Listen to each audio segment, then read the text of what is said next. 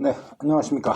우리 10강 드디어 이제 근현대사가 들어가게 됐습니다. 매우 기쁜데요.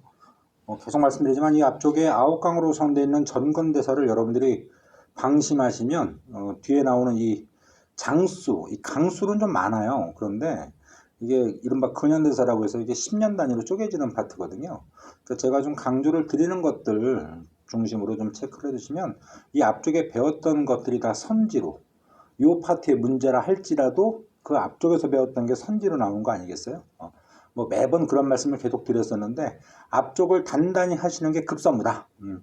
요쪽만 배워가지고 알싸랑한 문제 풀 수 있는 것보다도 앞쪽에 있는 것이 누적된 것이 여러분들의 이제 실력이다 이렇게 생각을 해두시는 게 옳을 것 같습니다. 자, 그러면 이제 들어가 볼 텐데 요 이제 근현사 파트는요 1860년대부터예요. 60년대부터 우리가 지금 이렇게 어펄스트rop이 붙는 건 이제 10년 단위로 끊는다는 겁니다. 이 앞쪽까지는 어떻게 했어요? 100년 단위로 끊었죠. 그죠? 그런데 이제는 10년 단위로 끊으니까 좀 촘촘해진 건 없지 않아 있습니다만 뭐 전혀 두려움과 걱정을 가지실 이유는 없다라는 거 다시 한번 말씀드리고 여기서부터 이제 우리가 발을 디디고 있는 2020년 요 라인까지가 시험일 것 같은데 유감스럽게도 그렇지 않습니다.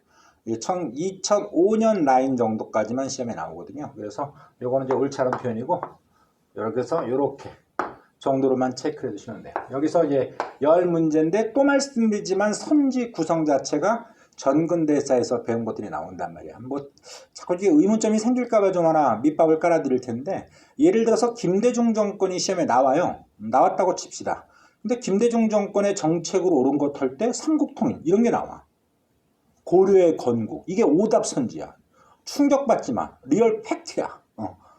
저도 보고 얼마나 놀랐는데요. 뭐 이러다가 무슨 조선건국 나올 기세인데 뭐 정말 실로 어마무시한 선지들이 나와서 여러분들에게 짜증을 유발하기는커녕 시험장에서 웃음을 참을 수 없는 웃음 이런 거 있죠. 그 긴장되는 수능에서도 웃음보가 터지는 유일한 시간이 한국사가 아니겠느냐 이런 생각이 들 정도니까 전혀 구애받지 말고 제가 조금 더 자세하게 말씀드릴 내용들이 있긴 한데 이런 것도 수업 시간에 있는 것만 커버를 하시면 성적이 계속 쌓이겠다라고 말씀을 드릴 수가 있겠어요. 이걸 좀 더 세분화 한번 해볼게요. 그러니까 지금 1860년대 이른바 세도정치기를 끊고 흥선대원군이라는 사람이 나와요. 이렇게 말을 좀 줄여서 흥대 이러겠습니다. 여기서부터 1910년이 바로 경술련의 국가적 치욕이다. 그래서 경술국치가 터집니다. 일제강점기가 되는 거죠. 여기까지 출제가 4문제 정도가 돼요. 여기까지가 4문제. 지금 우리가 10문제의 구성을 말씀을 드리는 겁니다.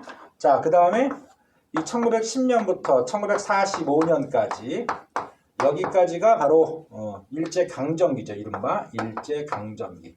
뭐 쉽게 얘기하면 식민지 시기를 36년간 횟수로 그 치욕의 시기를 당했는데 여기서도 출제가 됩니다. 3문제 내지 4문제라고 봐야 되는 게 옳을 것 같아요. 3, 4문제 정도. 이건 약간 가변적이긴 합니다. 자, 그 다음에 마지막으로 일제로부터 해방이 된 조국 강복을 얻고 나서 현재까지인데 이 현재도 아까 말씀드린 것처럼 노무현 정권의 통일 파트까지가 되겠어요. 이른바 현재 이렇게 얘기하면 되겠죠. 그죠? 현재. 여기가 이제 해서 숫자적으로 나누면 또 3, 4문제 정도가 되죠. 그래서 합이 4문제인데 뭐 전혀 제가 좀 걱정스러우면 강사 입장에서도 긴장해 잘 봐야 돼 이런 얘기를 드릴 텐데 제가 수업 시간에 여러분들을 좀 다그치기 위해서 아니면 이렇게 좀 끌어모으기 위한 어떤 강조의 어구 빼고는 정말 이건 난이도라는 면에서는 거의 제로에 가깝기 때문에 수업만 잘 들으시면 됩니다. 여기 오늘 첫 지금 10강으로 구성되는데요. 10강 여유있게 같이 한번 우리가 잡아보는 시간을 갖도록 할 거예요. 키워드만 정확히 기억해 두시고 늘 언제나 말씀드렸죠? 쉬운 시험의 쉬운 문제는 늘 키워드만 정확히 기억을 해 두셔도 여유만방으로 여러분들에게 만점에 뭐 이게 한국사가 만점 받는다고 기쁨을 얻는 과목은 아닐지라도 뭐 그래도 틀려서 아슬아슬한 것보다 낫지 않겠습니까? 그 정도의 과정을 볼 거예요. 먼저 요 단계부터 4문제 잡으러 하나 둘씩 찾아가도록 하겠습니다. 자, 10강 펴보실게요. 보시면 이제 서양 세력의 침략과 동아시아의 대응인데 이런 건 따로 신경 쓰지 마시고 아시다시피 아시아 국가들이 이 서구 열강들 이른바 유럽 세력을 중심으로 한 서구 세력들한테 침범을 당하죠. 요 질풍노도의 시기가 우리 이제 일단 그 아시아권에서 가장 강대국이라고 했던 중국의 청나라로부터 이 외침을 심하게 당합니다. 뭐 일본도 예외일 수 없고 우리도 역시 예외일 수 없는데 이 시기가 1840년대부터인데 여러분들 머릿속에 그런 건 신경 안 써도 돼요. 우린 지금 한국사를 배우는 과목이다 보니까 말입니다. 그러니까 1860년대라고 제가 시작점을 말씀드렸지 않습니까? 이 1860년대 즈음에 우리나라는 질풍노도의 시기에 코앞에 있다. 풍전등화라고 그러죠. 그죠? 바람 앞에 촛불. 그죠?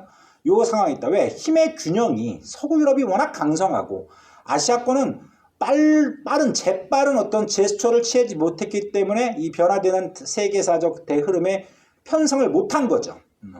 그 대표적인 게 제가 늘 전근세 때부터 욕을 했던 바로 성리학적 요소가 강한 겁니다. 이 아시아 문화권이 특히 동아시아 문화권, 중국, 우리, 일본을 포함한 이 3국이 성리학 사회였단 말입니다. 사실적으로. 약간의 어떤 그 변화를 모색하는 움직임은 있었을지언정 전체적인 주류는 성리학이었다. 자, 성리학이라는 게 뭐라 그랬어요? 중국 중심의 사고관, 위계질서. 이게 탄력적 사고를 제공할 수는 없는 사고죠. 그죠? 그러다 보니까 서구 강대국들한테 개 털린다. 그 얘기예요. 뭐 이게 뭐가 이렇게 기뻐서 우리가 열심히 봐야겠습니까? 그죠?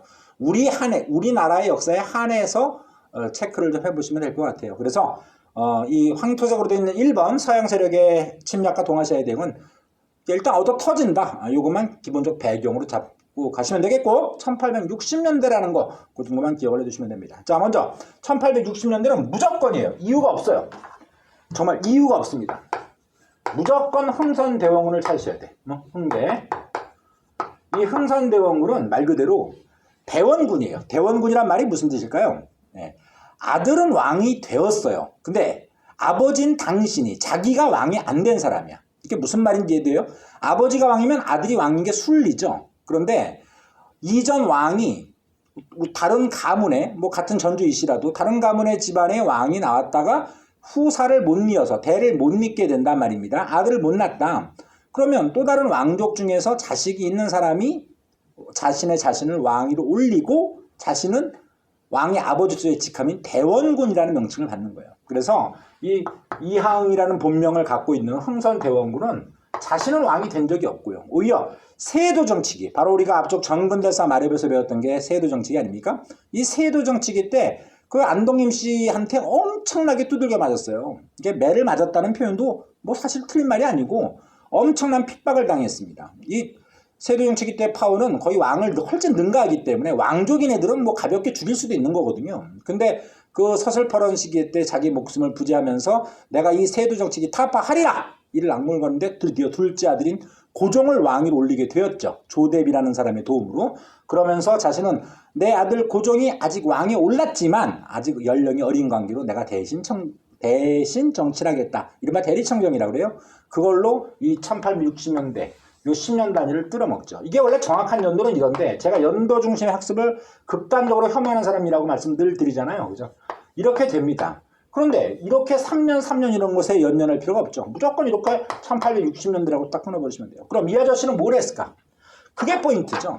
일단 책보다도 요 판세 개념만 정확히 보셔도 무방합니다. 일단 국내 정치는 왕권 강화예요. 무조건. 자신의 아들을 위해서 자신의 아들이 고종이고 왕이 됐으니까 왕권 강화. 왜? 세도정치기 때 왕권이 크게 추락했잖아요. 그죠? 그걸 바로잡겠다는 거죠. 또 민생이 크게 피폐돼 있었죠. 세도정치기 때. 홍경래난 임술농민봉기 기억하셔야 된다고 그랬어요. 그런 걸 바로 잡아야지 국가 통치강이 바로 잡히는 거 아니겠느냐. 그래서 민생 안정 정책 요 두 가지에 초점을 맞춥니다. 왕권 강화와 민생 안정. 오케이? 뭐 이것과 관련된 세부적인 경복궁이라든지 삼정의 문란 시정은 제가 이제 본문에서 말씀드릴 거고 큰 그림만 잡으셔도 되는 거니까 기본적으로 그죠? 반은 먹고 들어가는 거죠. 자, 그다음에 여기서 좀 재밌는 게 대외 정치인데요. 국내, 국외 이렇게 되겠죠. 국외. 이 국외는 말이죠. 무조건 이거는 뭐 이렇게까지 나열할 필요 없어요. 무조건 포인트가 쇄국 정책이에요. 자, 봉쇄한다. 닫는다는 뜻이죠. 나라 국자. 나라 문을 꽁꽁 걸어 잠굽니다. 지금 서구 유럽 중심의 열강들이 우리하고 무역하자, 거래하자, 약간 딱딱한 말로 통상하자 이렇게 얘기했는데 이 사람은 관심이 없어요. 왜?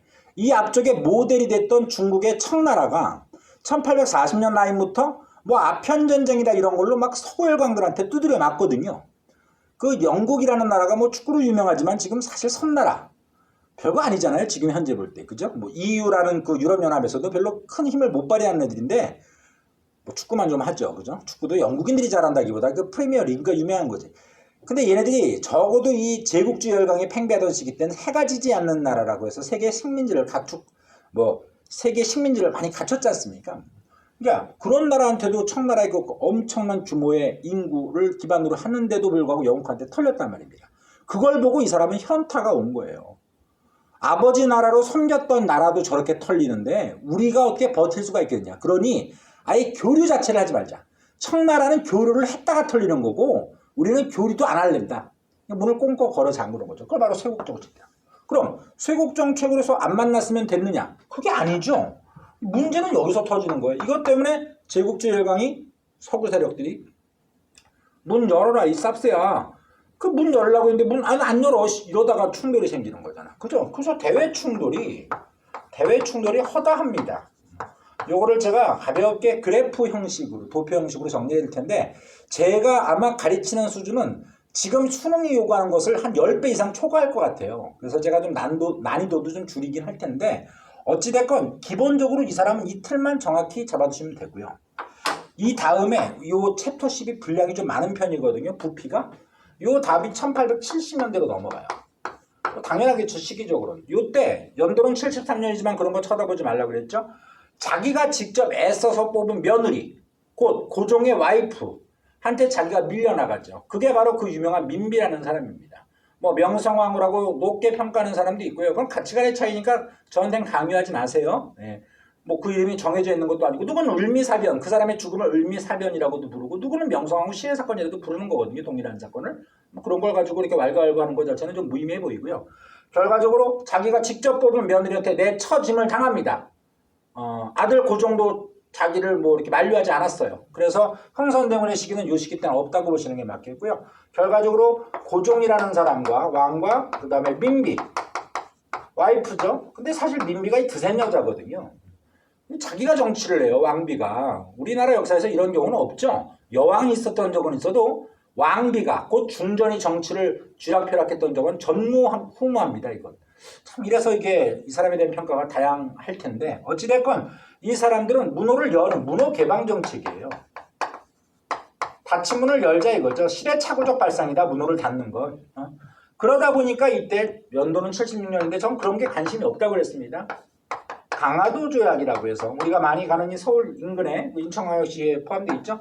이 강화도에서 쪽발이한테 속절없이 우리의 자주성을 내세우기는커녕 일본의 핍박 아래 문호가 열리는 강화도 조약이 우리나라 최초의 근대적 조약으로 체결이 되죠.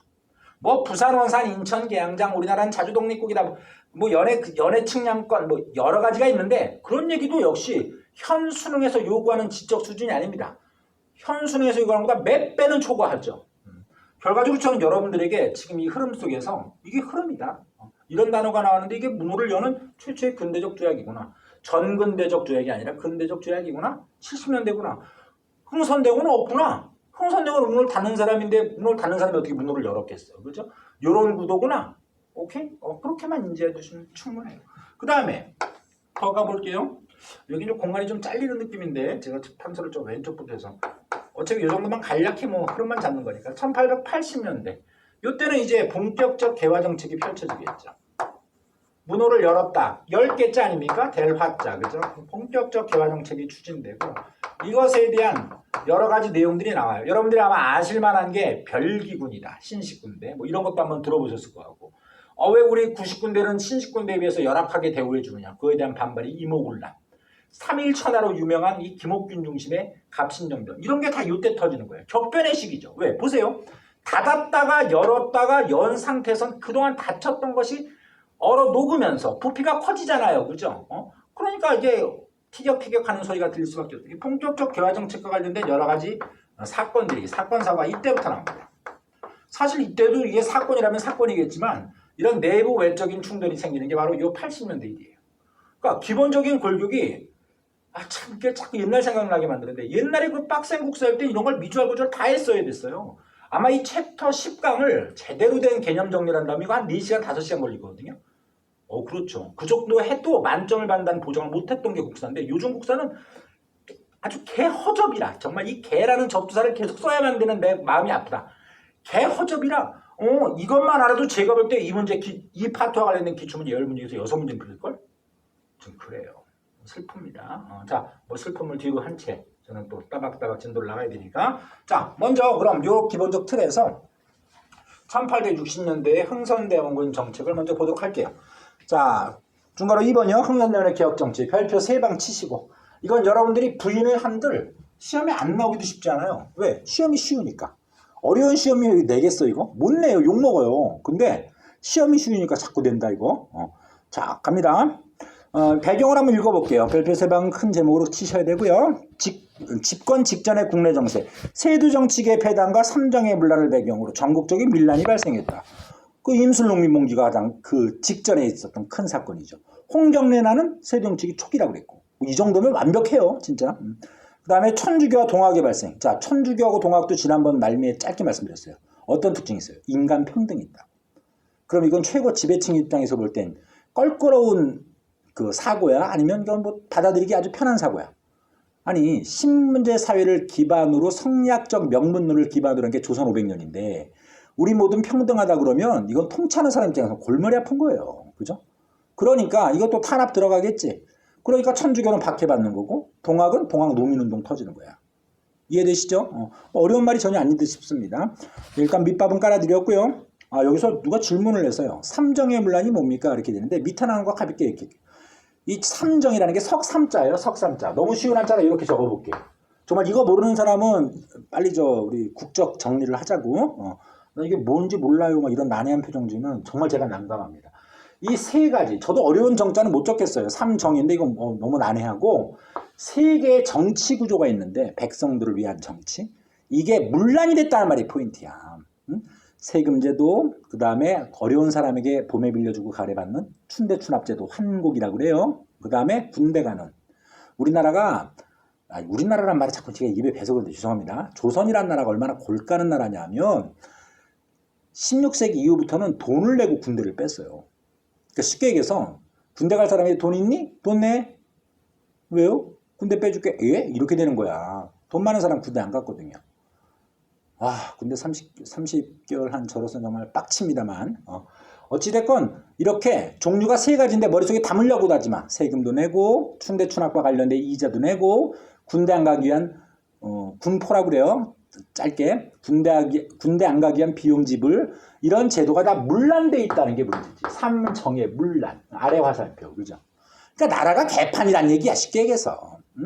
그런 상태는 이 사람은 갑자기 어깨에 큰 무게감이 생기겠죠. 난감하지 않겠어요? 이거 다 시정해야 되고 세두 정치계 폐단 다 물론 정리해야 되고 대외 팽창은 서구 열강들의 압박은 들어오고 머리가 아플 텐데 뭐 어차피 지가 원해서 한 거지 뭐. 그죠? 누가 등 때문에 네가 해달라고 한 건 아니에요. 자기 자식이 어리니까 내가 하겠다라고 지가 집으로던 거지. 흥선대원군도 평가하기 나름이겠는데 적어도 제 가치관 기준으로 여러분에게 설명드리면 정상은 아닌 거죠. 왕이 안 됐으면 왕이 안 된 거지. 대리청정 할 수도 있어요. 했던 적도 있고. 너무 오래 하죠. 그거는 사심이 있는 거예요.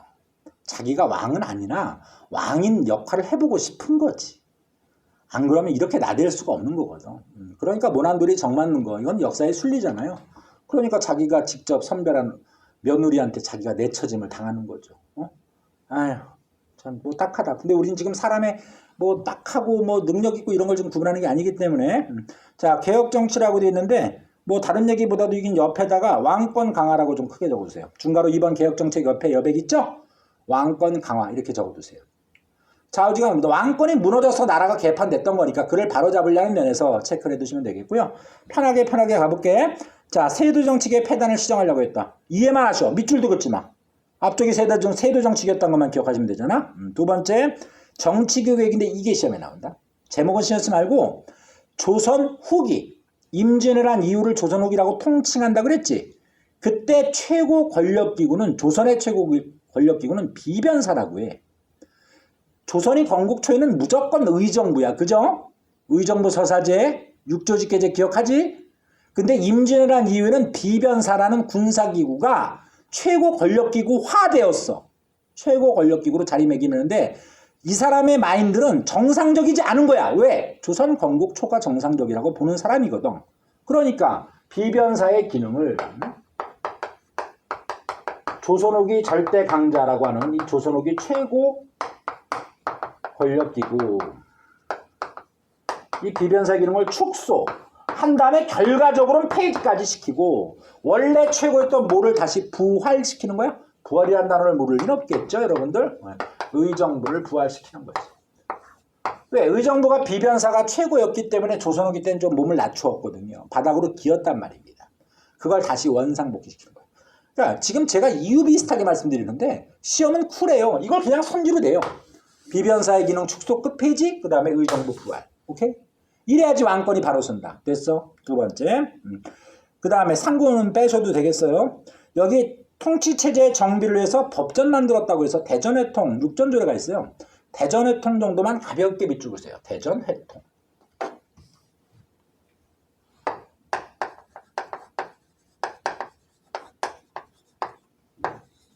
요거를 만듭니다.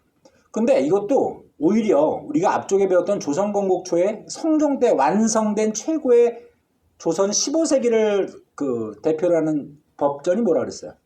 그렇지, 경국대전이지. 그게 15세기 1400년대 최고 아니니? 오케이. 그걸 영조라는 임금이 우리가 아직 만나서 분당 끝나고 애매한 그 포지션을 좀 뺐기 때문에 그런데 만나서 다시 설명드릴, 영조라는 그렇죠? 영조가 이제 18세기 인물이죠. 18세기 때 속대전이라는 게 만들어지고요. 속편이지, 영화 속편.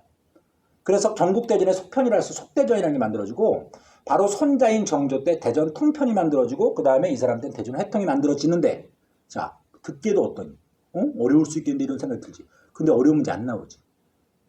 그러니까 속대전 대전 통편은 제가 나중에 따로 살을 붙여드릴 테니까, 대전 회통 정도는 임금은 고종 때 대신 정치하는 누구? 오케이.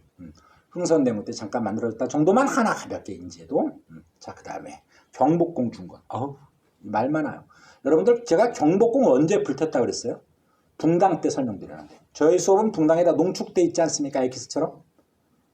우리 백성들이 불질렀다 그랬죠. 도망가는 선조 새끼 짜증나가지고. 그죠? 일본 애들은 문화재 약탈해가지고 불지르지 않아요. 임진한테 불타서 쪽발이가 불지르는 줄 아는데, 이거 쪽발이들이면 화날 거, 우리 그 정도로 야만인은 아니야 막 이러면서. 그죠? 아니 문이다 뭐 이렇게 얘기하겠지. 저도 알아요. 걔네들은 더야비해서 불질러서 그냥 뭐 난장판을 만드는 게 아니라 그냥 가져가 버리는데, 우리 백성들이 불질렀는데 돌아와서 임진왜란이 끝나서 선조 돌아왔잖아. 이걸 다시 만들 재간이 없는 거야. 돈이 많이 드니까. 그죠? 요즘 돈으로 화폐 계산을 해보면 여러 가지 평가가 많아요. 뭐 1조 8천억, 뭐 2조 9천억, 여러 학자분들이 막 논문을 쓰는데, 제가 봐도 어느 정도 설득력 있는데 저자 막대한 금액인 건 사실이야. 조선 후기에 나라가 병신인데 그런 궁궐 만들 돈이 어디니? 누구는 세금 걷으면 되죠. 세금은 아무나 다 걷니? 요즘 같으면 그럼 세금 다 걷어 세금하면 난리나게 부자들. 그죠? 그러니까 이게 좀 합리적인 생각을 해야지. 무조건 세금 더 걷으면 이게 말 그렇게 너무 편하게 하는 게 아니야. 응? 그러니까 이 사람 이거 계속 이 임진왜란 이후에 벌써 몇백 년이 불탄 상태로 경복궁이 있는 거야. 그럼 선생님, 조선 나머지 시대, 그 시기 이후의 왕들은 어디서 머물렀어요? 어디서요? 창덕궁이요. 유네스코 세계문화유산 된 건 경복궁이 아니라 창덕궁이에요, 옆에. 그죠? 거기 주로 머물렀어요. 규모가 월등히 적죠. 근데 어떻게 하겠어? 울며겨자 먹기지. 그죠? 아쉬운 대로 거기 사는데, 이래서 왕실의 권위가 되살아나겠냐. 서울 사대문 안에 궁이 4개가 있는데 가장 작은 데서 우리가 머무르니 이게 왕권 강화를 위한 어떤 여러 가지 기반에서는 어울리는 모습은 아니다. 그래서 무리수를 띄우는 거죠, 여기서. 돈 많은 사람들에게 기부금을 걷고요. 이 기부금이 원납전이라고 그래요. 돈이 없다고 그 당시 조선 후기 최고 화폐 이름이 뭐였죠? 상평통보죠. 상평통보 100배 가치. 일당 100 생각하시면 돼. 당백전을 찍어서, 화폐를 찍어서 남발을 해요. 남자가 뭐예요? 람이에요, 람. 넘칠 남자죠? 넘치게 발행한다는 거야. 그러니까 경제적 개념이 없는 애지. 기부금을 걷는 건 대충 이해는 돼요. 돈 많은 사람에게 돈 내놔. 너 예전에 뭐 백성을 피 빨아먹었지? 돈 내놔. 그럼 뭐 엄동설안에 뭐 내놓을 수도 있는데, 당백전을 남발하는 건 요즘 대한민국에 돈이 없다고 대통령이 조폐공사 사장한테 돈 막 찍어내. 한국은행장 협박해서 돈 찍어내. 그럼 여러분들 통화량 늘어나면 어떻게 돼요? 돈의 가치 떨어지죠. 그죠? 돈의 가치가 떨어지면 이 집보다 더 많은 돈을 내야지 물건 살 수 있죠. 그럼 물가 어떻게 되는 거야? 상승되는 거지. 그지? 인플레이션. 그죠? 이런 건 진짜 이건 뭐 국어 뭐 경제지문 이런 게 아니더라도 상식인 거야. 그지? 제가 계속 말씀드려요. 그러니까 결과적으로 왕실의 위엄을 되찾기 위해서 경복궁 중건하는데 방법이 안 좋은 거야. 사람들의 노동력도 마음껏 징발하고. 그게 요역인데. 그죠? 전국의 미장이들 미장이라고 있죠? 그 뭐 벽돌 같은 거 잘 바르는 사람. 목수 막 마음껏 징발해가지고 경복궁 짓는 데 쓰니까 가족과 생이별하게 돼서 정부에 대한 불만도 커지고. 그게 이 사람의 어떤 IQ의 한계죠. 한계인데 뭐 자전 의도는 왕권 강화. 그런 과정이 경복궁을 중건하자. 까지도 납득할 수 있으나 방법이 매우 모질다. 그 얘기가 나와 있습니다. 경복궁 중건 밑줄, 왕실의 위엄 회복은 목적 밑줄, 편하게 갈게요. 기부금이 원납전 강제징수 밑줄, 고액 화폐. 아니 상평통도에 100배면 500원에 100배니까 5만원권하고 똑같은 거 아니야. 미쳤지 이거. 당백전 발행 밑줄. 노동력 동원 밑줄. 어이구 이게 뭐 사람들이 좋아할 리가 거의 없어요. 그죠? 그래서 결과 당백전 남발로 돈을 많이 찍어냈으니까 과도한 화폐 통화량 증가로 물가 상승. 그죠? 물가 상승이면 서민들은 힘들죠. 돈 있는 사람 여유롭겠지만 그 다음에 뭐 민심이 악화된다. 아이 그럴 수밖에. 그죠? 민심이 누가 좋아하겠어요. 결과적으로 밑에 자료 플러스의 경복궁 중건은 이제 시험으로 돌아가 볼게요. 제가 자꾸 흥분하면 안 돼요. 이 시험은 쓰레기 문제예요. 경복궁 중건 초. 다음 인물의 또 다른 정책을 오르고. 그럼 못 찾으면 돼. 가장 어려운 게 이거야. 대전의 또. 법전. 그나마 가장 일반적인 게 비변사 폐지엔 축소, 의정부 부활. 근데 거기다가 좀 선을 좀 넘어서 약간의 헷갈림을 조장한다라고 하면 바로 밑에부터 오른쪽으로 나오는 대외 충돌. 문호를 닫고자 했는데 서구열강은 내치니까 충돌. 뻔하지? 자, 그렇게 체크해 두시고 3번에 민생안정 노력 가볼게요. 밑줄. 자, 삼정해물란 아까 뭐라 그랬어요? 굳이 나누진 않아도 돼. 편하게 들어. 세금제도 바꾸고 춘대 추납에 이자 바꾸고 봄에 곡식 빌려주고 가래받는 거. 그 다음에 군대 안 가는 대신에는 군포. 군역제도라고 그러지. 군역. 그치? 그건 기억하겠지 설마. 그것에 대한 시정인데 제가 딱 하라는 것만 찝어서 말씀드리면 되고 여러분들은 그것만 확인하시면 될 것 같아. 자, 전정. 전정이 뭐라고? 아니 쫄지 말라니까. 쪼는 게 늘 죄야 죄. 논밭. 그죠? 이게 원래 밭이란 뜻인데 이렇게 물 숫자 쓰면 논이라고도 했잖아. 그치? 전정 이렇게 되면 제가 아까 귀찮아서 안 적었는데 정치 정자잖아. 조세제도야. 조세제도. 그럼 조세제도 어떻게 바꿀까? 땅 많은 사람을 지주라고 그러지. 땅 많은 놈들이 자기 땅을 숨겼어. 자기 땅을 국가에서 기록한 문서를 토지대장이라고 그러거든. 두음절로는 양안이라고 그래. 그냥 듣기만 해. 자기가 권력자잖아. 그럼 자기의 재산을 토지대장이 누락시키는 거야. 누락이 뭔지 알지? 빼는 거야. 그럼 건물이 100채 있는 사람이 실제 100채인데 건물이 30채만 있다고 등록한 거라고. 그럼 세금 많이 내겠어? 적게 내겠지. 70% 적게 내겠지. 그럼 그 건물, 요즘 같으면 건물을 찾아가지고 세금을 부과하면 되지. 똑같은 거야. 그걸 바로 양안을 재작성한다. 토지를 조사한다. 이런 말을 쓰는 거죠. 가볍게 보시면 양전사업 밑줄. 이게 바로 누락된 건물 찾아내는 거야. 그럼 세금 갖다 바치게. 이해만 하시면 돼. 됐지? 이런 게 뭐지? 이렇게 뭐 이렇게 이상한 표정 짓지 말고. 자, 그 다음에 군정. 요거 시험에 나와요. 내가 아까 뭐라 그랬지? 조선 후기 때 콩가루라서 돈을 내면 군대를 뺀다고. 그죠? 근데 여기서 재밌는 거 잘 들어봐. 양반은 그 돈마저도 안 내고 뺐어. 나는 니네들과 신분이 다른데 내가 왜 군대 대상자가 아닌데 돈을 내니? 이러면서 빠졌어. 조선 후기가 그래서 내가 콩가루라고 노래 부르는 거거든. 근데 이 사람은 야, 양반도 원래 조선의 법제적인 제도에선 양천제의거 양인이잖아. 양인은 모두 군대 가는 게 조선의 룰이야. 경국대전에. 그런데 왜 양반 니네들은 군대 가는 대신에 내는 돈을 안 내? 니네도 내. 이렇게 되는 거야. 누구에게도 군대 가는 대신에 내는 돈, 두음절로 군포를 납부하게 한다고? 양반에게도. 밑줄 거. 호퍼제 동그라미 누구에게도? 양반에게도 군포징수. 그러니까 쉽게 얘기할게. 양반은 조선 후기 때 돈도 안 내고 군대를 뺐는데 군대 빼는 건 알겠는데 돈을 내면 군대를 빼는 건 인정하는데 왜 양반은 돈마저도 안 내느냐? 양반에게 돈 걷겠다. 이해되겠어? 그게 호포제야. 호자가 집호자거든. 집집마다 성인 남자들이 있을 거 아니야. 그런 애들에게 포를 걷겠다. 군포를 걷겠다. 군대 안 가는 대신에 내는 돈. 이렇게 되는 거야. 이해되시죠? 이해만 되시면 돼요. 제발. 호포제가 어느 인물이지? 이렇게 나오는 문제에서 내가 이렇게 설명하는 건 너무 과한 여러분들에게 요구일 수 있어. 인정. 그럼 나를 내려놓게. 호포제 양반에게도 군대 가는 돈을 걷는 건데 누구? 흥선대원군. 오케이? 자, 그 다음에 환곡은 춘대춘합인데 이거는 시험에 나올 여지가 없어. 우리가 이미 얘기했던 그 고구려 때 고국철왕 때 을파석 기억하시면 되잖아. 진대법. 태조 왕건 때 고려 때 흑창. 뭐 저는 흑창을 크게 강조는 안 했어요 분명히. 이런 게 바로 춘대춘합인데 뭔가 모순된 거 바로 잡겠다는 뜻이야. 잘못된 걸 바로 잡는다는 큰 취지의 호포제만 제발 당부. 됐지? 그러면서 삼정의 문란을 시정하려고 노력했어. 서원도 철폐. 여러분들 제가 서원이 몇 세기 이후에 키워드라고 그랬죠? 16세기 이후 살인들의 키워드라고 그랬지. 그리고 이 서원은 뭐의 온상지 근거지였니? 붕당이지. 그렇지.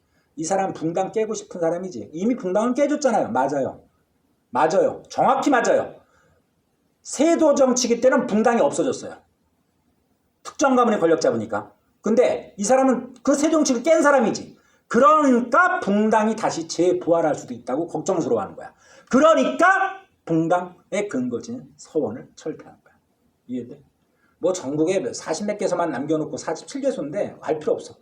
다 깼다. 그냥 없앴다고 생각하면 돼. 47개가 시험일 수 없어. 또 이상한 숫자 좋아하는 애들 47개 쓰고 47, 47 막 이러면 혼난다. 서원을 깨서 붕당의 재부활을 막고자 했다 이거야. 왜? 그럼 선생님 저 여기 질문 있어요. 이런 건 진짜 모든 걸 의구심을 갖는 학생들의 질문이라서 제가 좀 추천 케이스로 말씀드릴게요. 선생님 제목이 저는 중제목 보고 소제목 보는 사람인데 모 학생의 얘기입니다. 쉽게 얘기해서 전공 만점 받은 애예요. 수능 만점 받은 애가 지금. 자기가 소쪽에 관심이 있어서 봤는데 제목이 지금 민생안정인데 소원철폐는 붕당의 근거지니까 그가 다시 나타나는 걸 막고자 하는 의도라고 말씀하셔서 알겠는데 왜 중제목과 어울리지 않아요? 민생안정과 무슨 상관이에요? 이런 얘기야. 와 정말 현타 오더라.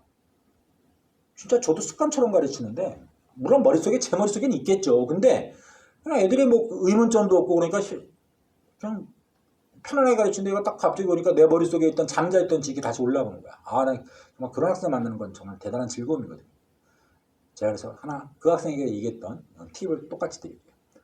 이 서원은요. 국가로부터 인정을 받는 특급 서원이면 특급 국가에서 노비도 지급하고 책도 국가에서 그 서원에서 보는 책을 제공하고 그 지역에 있는 사람들의 예를 들어서 서원이 서초동에 있다. 서초동의 인근 지역의 사람들의 노동력을 서원이 징발해서 쓸 수 있는 권한까지 있었어요. 그걸 사액서원이라고 그래요. 사액서원. 알 필요는 없는데 특혜를 받는 특급서원이 있었어. 자기 동네에 특급서원 하나 생기면 서민들이 일반 백성들이 좋을까 싫을까? 괴로운 거지. 그런데 그런 특권을 없앴다는 뜻으로 이해하시면 돼요. 그러니까 민생, 서민들의 삶은 어때? 밝아지지. 그치? 그러니까 제가 늘 말씀드리는 게 이런 거 몰라도 대학 간다니까? 만점, 수능 만점 받는데 아무 지장 없어. 이건 40점 이상만 받으면 되니까. 그죠? 1등급 받으면 만점으로 나오잖아? 의문점이 생겨요. 이런 거 내가 늘 얘기하는 비문학에 나올 때 살 떨린다? 한번 듣고 보는 게 낯설음이 적지? 그렇게 이해해 두시면 되고. 자, 그러면 민생안정 정책에 뭐가 있었어? 삼정의 문란시장의 사창제, 양반에게, 호포제. 호포제, 양반에게도 공포를 걸는다. 그 다음에 서원철폐. 그 정도 기억해 두시면 위에 있는 경복궁, 중건과 관련된 원납전징수, 당맥전난바, 물가상승 연결얘기, 대전회통이라는 법전, 그 다음에 비변사, 축소, N페이지, 의정부부활까지 잡을 수가 있어. 이건 대내정치지. 아까 말씀드렸던. 그죠? 그러니까 정치를 잘하고 못하고의 어떤 주관성을 가미하지 말고 그냥 편안하게 봐. 얘는 딱 그런 애야. 자, 이 오른쪽으로 가볼게. 여기서 지금 오른쪽에 보시면 자료 플러스에 호포제 시시와 선철폐 있잖아. 그러니까 이런 거 주고 이 왕이래. 이 인물이 누구냐? 흥선대원군. 그럼 왼쪽에서 인물 또 물어보시는 거야. 편하게 키워드 잡고 접근하시고. 자, 3번 가보실게요. 밑에 통상수교 거부 정책과 양요 이렇게 있는데 지금 양요가 뭐예요? 무슨 컵밥 이런 것 같기도 하고, 그죠? 양요가 서양과의 충돌이죠. 서양과의 충돌. 아까 말씀하셨던 그런 거구나. 예. 문호를 꽁꽁 걸어 장구자고 했으니 충돌은 피할 수가 없다는 얘기지. 그 한복판에서 이 사람은 어떻게 되냐. 시종일관 바꾸지 않아요. 시종일관. 제가 이거를 지금 우리 책에 3번부터 해가지고 지금 신미양요까지 중괄호 1번 배경, 병인양요, 오페레트 남영근 도굴 사건, 신미양요 이렇게 됐는데 여기엔 지금 사실 주제별로 나올 땐 척합 이런 것도 나와야 되거든요. 안 나와서 제가 예쁘게 색깔을 한번 좀 써가지고 가볍게 정리를 좀 해드릴게요. 별표는 3방을 치세요. 이건 뭐 거의 나온다고 보시면 돼요. 자, 가볼게요. 먼저 요것만 기억하시면 되는 거야. 저 연도 같은 거 싫어하는 거 아시죠? 병인년에 12간지 따져서 병인년에 병인 박해가 있었어. 이 박해자 들어가면 제가 한국사에서 뭐라 그랬어요? 천주교 박해죠. 원래 이건 좀 첨언인데 흥선대원군은 천주교 싫어하지 않았어요. 고종의 어머니이자 흥선대원의 와이프가 천주교 신자였어. 자기 와이프가 천주교 신자인데 천주교를 어떻게 탄압하니? 천주교로서 온화한 마인드였는데 뭔가 수가 틀린 게 있었어. 약속이지만 잘 이행이 안 됐던 적이 있거든, 객관적으로. 이것 때문에 노여움을 사면서 서양 놈들은 다 똑같은 놈이다. 그래서 프랑스 선교사들을 대거 살해했어요. 뭐 대거라봤자 10명은 안 넘지만 프랑스 선교사를 살해를 한 거야. 물론 플러스 알파에 우리 백성들도 살해를 했지, 천주교 신자들. 그죠? 근데 여기서 좀 문제가 뭐냐면 프랑스는 그 당시 전 세계에서 랭킹 2, 3위를 다투는 강국이야. 뭐 1등하고도 크게 차이 안 나는. 근데 프랑스의 함대가, 전략 함대, 싸우는 배가 이 무너져가는 청나라 옆에 그 텐지지라는 곳에 주둔해 있었거든. 함대가. 용케 살아남은 프랑스 선교사가 하나가 넘어가서 그 당시 프랑스 함대의 제독인 로즈, 이름도 예뻐요. 로즈한테 아랜 거야. 우리가 이렇게 조선이란 미천한 나라에서 당했습니다. 빡쳐서 오겠지. 이런 우리 그 당시 나폴레옹 3세야. 나폴레옹, 우리가 알고 있는 나폴레옹 3세. 나폴레옹이 아니라 나폴레옹 3세가 세계를 아우르고 있는데 여기서 어디 감히 조선같이 미천한 나라가 우리 프랑스 사람 건드려. 이러면서 같은 병인년에 공격을 해봐요. 병인양요. 병인양요 이렇게 부르죠. 어디로 공격했을까? 그러니까 이거는 프랑스라는 거야. 제가 나라 이름을 좀 파란색으로 적을게요. 프랑스. 이렇게만 적어도 되겠지? 프랑스. 흥선대원 집권기 때 병인양요 어디로 공격해왔을까? 예, 강화도를 공격해. 야, 예전에 뭐 피난 갈 때 강화도 많이 나왔었는데, 그죠? 우리 몽골과의 항쟁에서도 고려 때 강화도로 피난 갔었잖아. 여기서 강화도를 공격해. 얘네들이 강화도를 공격해. 여기서 조선 왕실에서 행하던 행사를 기록했던 의궤도 강탈되지. 자, 여기서 의궤. 좀 색깔을 좀 달리할게. 조선의 왕실의 행사를 그림으로 그린 거야. 우리 저번에 배웠던 김홍도 있지. 도화서라고 하는 그림, 정부 행사를 그림으로 적는 관청. 그 책임자가 바로 김홍도라 했지. 그 사람이 그린 게 의궤야. 의궤를 강탈해가지고. 뭐 은궤도 강탈하고 강탈하는 게 많아요. 고문서들. 어찌됐건 여기서 이런 일이 슬픈 일이 생겼는데 여기서는 다른 사람은 몰라도 이 사람은 꼭 기억해두세요. 아이고, 이건 색깔을 이렇게 써야겠다. 여기선 양원수 장군. 한성근. 이 양원수 한성근 장군의 활약이 있어요. 결과적으로 더 빼앗길 뻔했어요. 정족산성이라고 강화도 밑에 거기도 또 우리 사고라고 그래서 사고, 역사사자, 창고고자. 이 문서가 강화읍이 아니라 강화도 아래쪽에 정족사고가 있었는데 거기를 털 뻔했는데 프랑스들이 이걸 막아낸 거야. 이번의 활약. 이렇게 되면 완벽해요.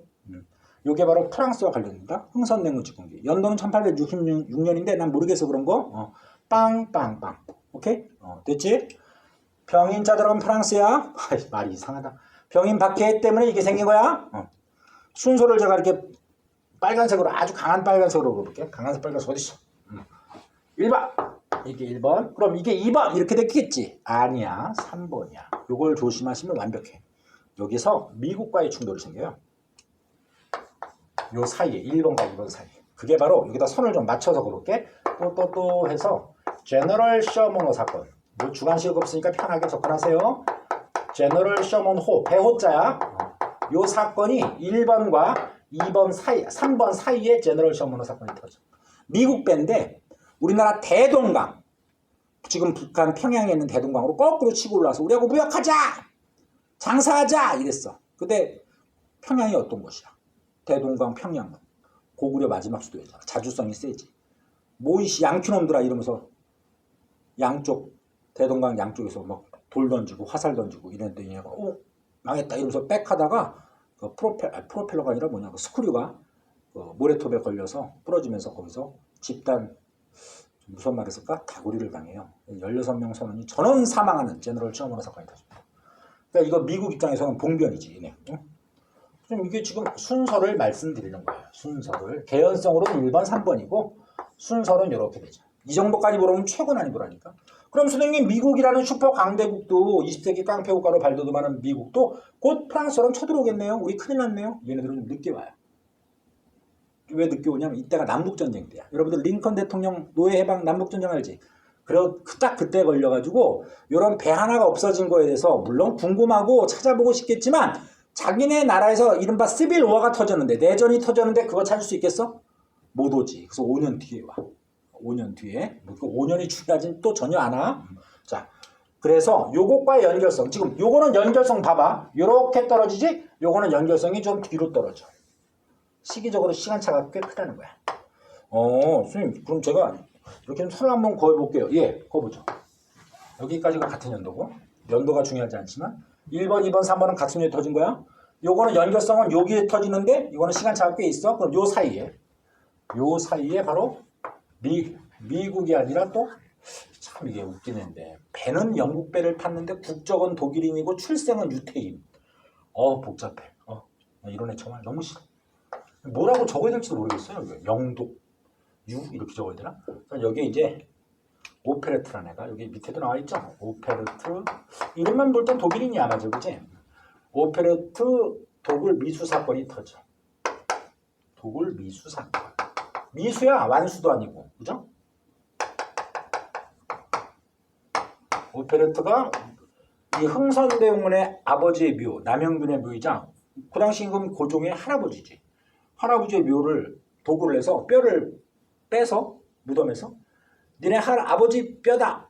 이 아버지 뼈를 줄 테니까 우리하고 문호를 열자. 이런 식으로 하면 조선 사람들이 효심이 깊으니까 될 줄 알았나 보지. 근데 와중에 그것도 성공을 못한 미수사건이야.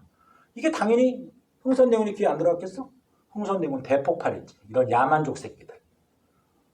서양놈들은 야만족이다. 이것 때문에 그러니까 결과적으로 미완성 사건인데 흥선대원 아버지 묘를 도구로 하려고 하는 수작이었다. 근데 실패였다는 얘기야.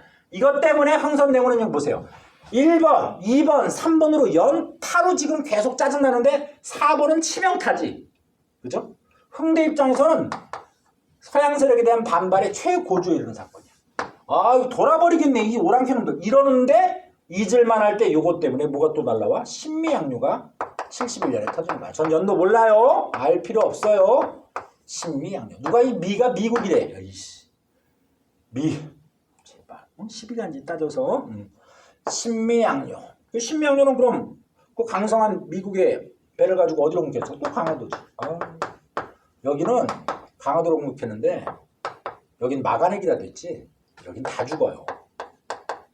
미스터 션샤인이라는 드라마 보면 이런 장면이 나오는데 그것 때문에 이제 또 뭐 관계가 도모돼서 뭐 이병헌이라는 거기 주인공이 미국으로 어렸을 때 뭐 가잖아. 거기 가서 무슨 육군사 학교인가 해군사관 학교 나오게 되고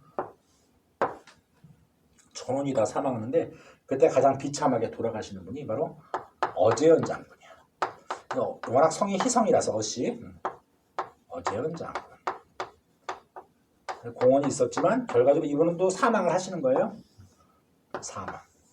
사망을 했는데 이번에 장군기가 빼앗겼지. 예전에는 장군들은 장군 기가 있어요. 깃발. 장군기를 빼앗겼어.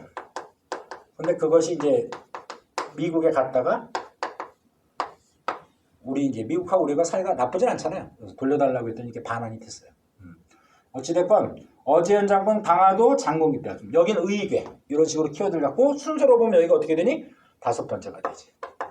물론 저는 지금 순서가 고난이도라는 걸 계속 먼저 말씀을 드리고 합니다. 저는 요것만 하셔도 충분하다. 흥선대무 때라는 큰 그림 그리고 프랑스, 천주교 박해, 병인양요. 제너럴 처음으로는 뭐하고 관련된다? 미국과 관련되는데 그렇죠. 신미양요. 요거는 그냥 동떨어진 오프닝 헤트. 자, 그 다음 마지막으로 여기다 공간이 좀 협소하니까 같은 연도라고 봐야 되는데 이때가 바로 척화비가 지금 흥선대원이 너무 화가 나는 거죠. 5번까지. 그죠? 척화가 무슨 뜻이니? 화친하는 걸 배척한다. 마치 병자호란 당시에 주화로나 그러니까 아니 주전론하고 똑같은 거지. 싸움을 주장한다. 화친을 배척하는 거니까 싸우자는 비. 이걸 전국에 건립해요. 흥선대원. 전국에. 일시적인 장소도 아니고 전국에. 자들 서양 오랑캐하고 친하게 지내지 않은 개수작 떨면 다 죽여버리겠어. 그런 애들하고는 계속 싸워야 된다. 화친하지 않은 놈은 매국노다. 이런 거를 비에다가 철저하게 생긴 게 척합비입니다. 같은 연도고요. 신명리와 같은 연도. 그러니까 중요한 건 이게 번호를 매겨가면 이게 5번이면 6번 순서죠. 이렇게 척합비까지. 근데 저는 인과관계로 흐름으로 이해하시면 될 것 같아요. 아마 장담하는데 우리가 남은 시점도 얼마 안 남았고 수능이 뭐 여러 가지 외적 상황은 안 좋았지만 자꾸 수능 날짜는 다가오고 있지 않습니까? 충분히 물어봅니다 이건. 왜냐하면 챕터 10에서도 가장 세게 많이 나오는 파트 중에 하나니까. 근데 따박따박 순서보다는 난 수업을 들었다 이 정도만 인지하셔도 여러분들에게 점수가 쌓이는 파트가 아니겠느냐라고 조심스럽게 생각을 해보죠. 자, 그 정도로 정리를 하고요. 지금 책에 있는 건 여러분들 제가 책보다도 자세하게 말씀드렸잖아요. 자세하게 말씀드리는 게 아니라 순서까지 나야 되는데 여기는 순서 정리가 안 돼 있어요. 그걸 찾아서 밑줄을 그으셔도 될 것 같고 아니면 요 판서로 요 챕터 아니지 3 중제목 3을 카바치일 수도 있겠습니다. 이해되시겠죠? 자, 그 정도로 말씀드리고요. 자, 그럼 이제 4번 개항과 여기가 이제 1860년대라고 말씀을 드렸으니까 흥선대원이라고 했으니까 이제 개항과 서구열강에 대한 문호개방이 있어요. 그럼 옆에 제목에다 적어야지. 이건 몇 년대야? 흥선대원은 1860년대. 이제 1870년대인 거야. 그치? 그럼 이제 누가 나와? 흥선대원은 물러나고 고종과 이제 성장한 고종과 고종의 와이프이자 흥선대원의 며느리인 그렇지. 민비가 출동을 하게 되는 거죠. 그러니까 나라가 문호가 열리는 거 아니야. 지금 여기 봐봐. 조선의 문호개방. 닫히문이 열리는 거야. 그죠? 쇄국 정책이 풀리는 거고. 그죠? 자, 그것만 한번 살짝 말씀을 드려볼게요. 통상개화론의 대도. 자, 국어 공부합시다. 통상, 뭐야? 상업적 교류. 그죠? 개화, 문호를 열자. 판이 바뀌었으니까. 당대 최고의 권력자가 물러났으니까. 그죠? 그래서 대표적인 사람들이 많은데, 이 박규수라는 사람만 밑줄 그어볼게. 뭐 자세하게 오경석, 유흥긴 말씀 안 드려요. 이 박규수가 우리 저 앞쪽 조선 후기 때 연암 박지원, 허생전 호질, 양반 생활을 비판했던 반남박쥐 최고 명문가 집안 이 말씀드렸죠. 중상아파. 그 사람 손자야. 이 사람이 평안 감찰사 있어. 감찰사. 관찰사. 도지사. 이 집안이 막 공부 되게 잘해. 막. 근데 이 사람이 역시 할아버지 마인드가 오픈 마인드잖아. 중상아파. 청나라 배우자. 그 마인드야. 피는 물보다 진한 거라니까. 내가 역사를 가르치면서 맨날 나오는 소리가 그 소리 아니야. 피는 물보다 진하다. 자, 흥선대원의 하야. 하야가 뭐야? 이거 원래 되게 어려운 단어인데 되게 쉬워졌어요. 박근혜 아줌마 때문에. 그죠? 위에서 내려오기. 자, 그래서 됐고. 일본의 문호개방 요구. 자, 여기서 하나, 뭔가 조그만 교훈을 좀 들었으면 좋겠다. 이 쪽발이도 우리처럼 문호를 닫았는데, 미국에 의해서 강제 개방이 되거든? 근데 얘네들은 스펀지야. 그 굴욕을, 강제로 개방됐으면 굴욕이잖아. 굴욕을 자신의 어떤 성장의 계기로 삼아. 이거 우리 수험생이 꼭 필요한 마인드야. 그러면서 강대국이 되는 거야. 세계에서, 아니, 서구 열강 때문에 문호가 열렸으면 나라의 힘이 얼마나 약한 거니. 그런데 한 세계 15위권 정도가 가볍게 돼요. 10년 만에. 그냥 굴욕을 자기의 능력 발전으로 승화시키는 거지. 난 그런 면에서는 쪽발이 근성은, 승부 근성은 난 높게 사. 지는 거 싫어. 저도 개인적으로 참 그런 편이거든요. 지는 거 좋아하는 사람이 어디 있겠어요? 라고 얘기하는데 제가 볼 때 많아요. 그런 사람. 왜? 저도 지는 줄 모르고 사니까. 그 의식이 없는 거지. 쉽게 얘기해서. 이게 진다 이긴다 그런 의미를 두지 않으니까. 어차피 인생은 승부잖아. 그죠? 이기는 거 아니면 승부가 뭐니? 이기는 거 아니면 지는 거거든. 근데 쪽발이는 그런 면에서는 내가 쪽발이 피가 그러나? 그런 게 있어. 스폰처럼 닦고 거꾸로 이게 좀 잘못된, 일륜적으로 잘못된 건데 지네가 당한 만큼 약속한테 푸는 거지. 그게 우리가 되는 거죠. 자, 여기 보면 슬프게 정한론이라는 단어 있어. 어감이 어떠니? 한반도를 정벌하자. 우리가 이제 희생양 타켓 되는 거지. 풍전등화. 그래서 아까 강화도 약 살짝 흐름으로 말씀드렸는데 이제 어떻게 돼? 그렇죠. 우리가 힘의 굴복이 돼서 우리가 평등한 관계가 아니라 불완전한 불평등한 관계로 문호가 열리게 되는 거야. 눈물 나게도 자꾸 이렇게 눈물 나려고 그러지? 자, 페이지 넘겨보기. 바로 강화도 조약이야. 이제 1870년대 완전히 돌아온 거야. 아까 챕터 4부터 중제목 4부터 1870년도 됐어. 1860년대 끝나고. 우리 요렇게 15개만 끝나면 끝난다? 그지? 근데 일자강정에는 그렇게도 안 나누니까 얼마 안 되는 거야. 아까 잠깐 몸 푸느라고 그랬고 다음 시간에 강화도 조약부터 깔끔하게 챕터 식강과 문제까지 정리를 해드리도록 하겠습니다. 고생하셨고요. 이제 얼마 안 남았어요. 자꾸 숫자도 확진자 숫자도 확확 줄잖아. 400 몇 명 갔다가 준 500명 코앞에 갔다가 이제 오늘 촬영 찍는 날이 물론 여러분들에게 라이브로 송출이 되겠지만 110명대로 많이 떨어졌어요. 더 떨어져야 될 텐데 곧 볼 날이 얼마 안 남았습니다. 아이스크림 쏘겠습니다. 아니 근데 아이스크림도 아이스크림인데 아이스크림을 쏠게요. 아마 이 강의를 보는 사람이 자꾸 숫자가 줄어들어가지고 이 말을 아는 사람이 여러분만 전하지 않으면 모든 사람에게 쏠 이유도 없을 것 같아. 이거 본 사람. 선생님 아이스크림이요? 그러면 이 강의를 본 사람이야. 그치? 오케이. 다음 시간에 봬요.